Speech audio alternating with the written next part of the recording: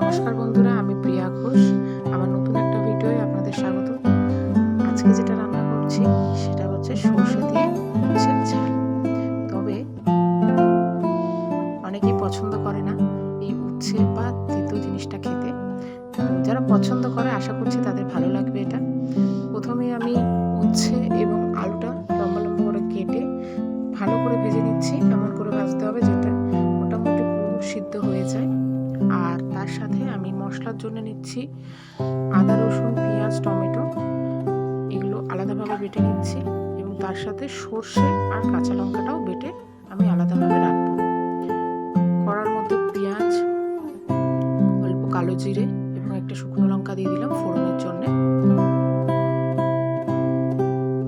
তারপরে মশলাটা দিয়ে দিলাম যেটা প্রথমে করে রেখেছি এবং আলু উচ্ছে দুটোই ভালো করে কষিয়ে নেব যাতে সিদ্ধ হয়ে যায়।